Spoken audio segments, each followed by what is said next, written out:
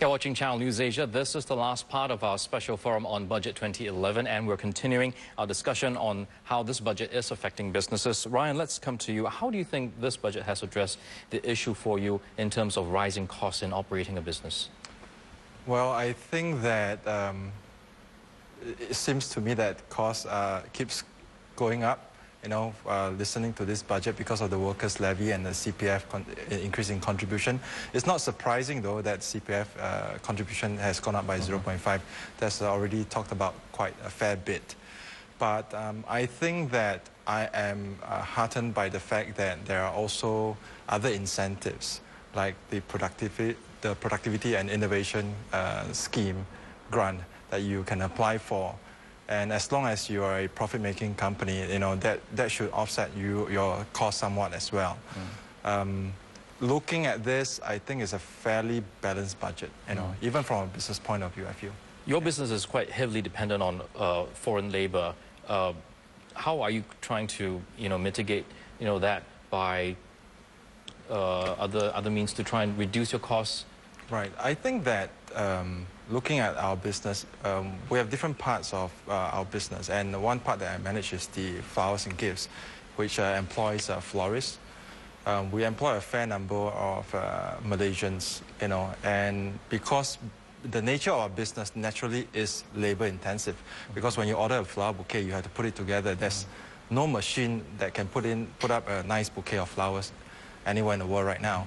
I mean, if there is, we'll probably invest in it and get a grant from the productivity and the innovation scheme. But there isn't right now.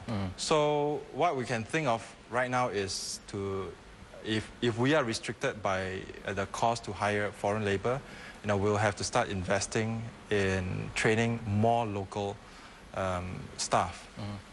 Actually, to add a point that we have a school to train staff, and we actually give out scholarships to train local staff. And put them into our workforce. So I see it as that. Tana, you have a point to make? Yeah. Actually, I can understand the business group or business sector's apprehension in terms of cost pressures that you may be facing with the increase in foreign workers levy. But nevertheless, I think from the union's perspective, we have several initiatives such as cheaper, better, faster, in terms of making it more efficient business process. And to do that, we also focus on training and retraining our workers to be more productive in whichever business sectors we are talking about. And with that, I think businesses have got more meaning to paying our workers higher wages. In other words, if you can do if you can redesign your processes, or redesign the job of the workers, what it means to both business and workers is that businesses will have, in terms of profitability, better growth, and workers will actually enjoy better real wages because of your productivity that's improved over time. Definitely. Yeah. Even for our business, we hire people from all ages. I have, a florist as old as 62 years old working for me. And, we basically assign her the simpler arrangements to do, and she can produce out quite sufficiently. So in that sense, we look at this as, job allocation, looking at age, because our business, we have big opening stands and small arrangements.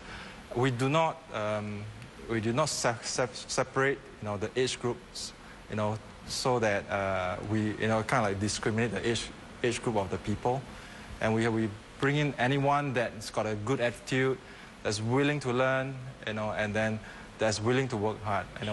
We basically welcome everybody.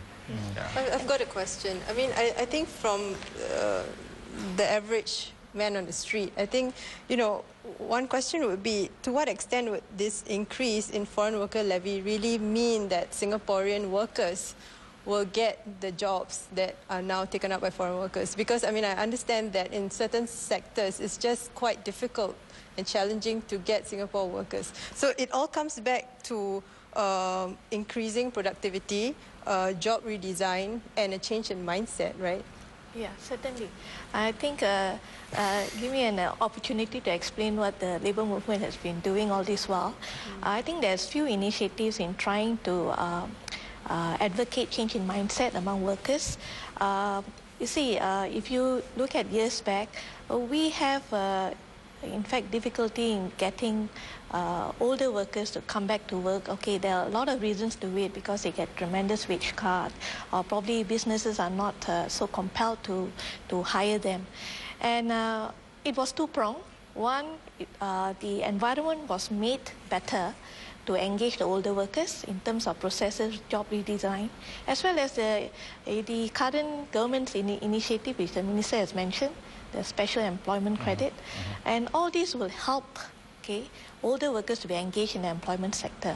As for the women, okay, we still have quite a large extensive. If you look at the female labour participation rate, it is about 50%, and we actually strive to make it higher. And to do that, labour movement have got an initiative called Back to Work Women. And Back to Work Women is something that we are doing momentously, and we are getting E2I, NTUC E2I, to assist us in this. And a lot more can be done. Change of mindset is one aspect.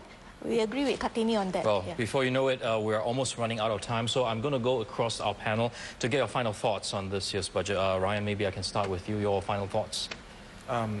Like I said earlier, I'm concerned about the increase in cost for SMEs, but I hope that, you know, SMEs, I think that SMEs are by and large very, you know, nimble and flexible, so I believe they will ride through this budget. Yeah. Sing Sing? Well, on the cost factor, as Minister say, if any time this is the right time to restructure.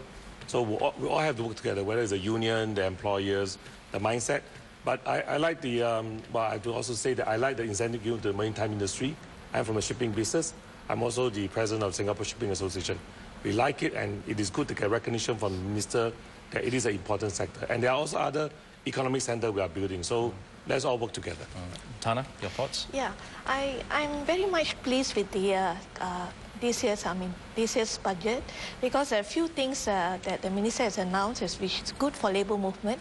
That is addressing the concerns of low-wage workers, addressing the concerns of the PMETs, professional managers and executives, technicians, in the aspect of training, and his commitment to uplift the real wages of the workers of Singapore. It demonstrates government's intensity in trying to increase productivity as well as to improve the wages across sectors. Kartini? I'm happy with the initiatives that will help the lower and middle income segments of society, like the ComCare Fund top-up. That's something that's really helpful to those in need. Prof. Lee?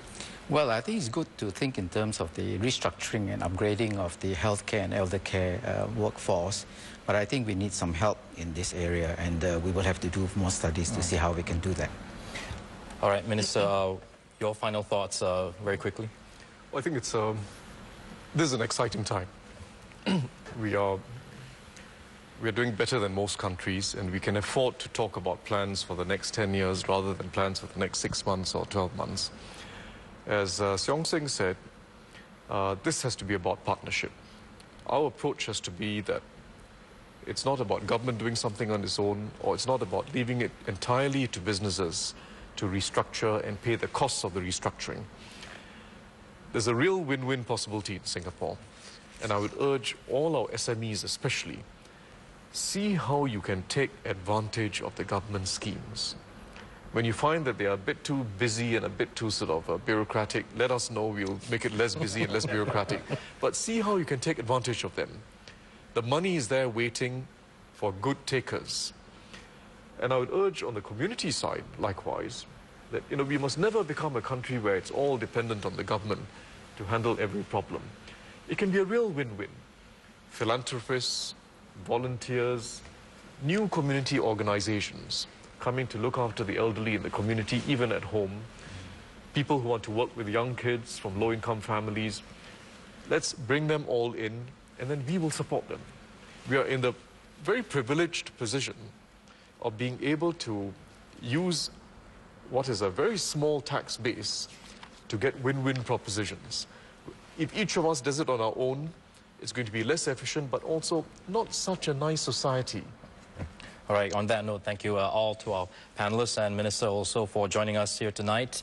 And that's it for this forum. We have to say goodbye. We'll see you next time.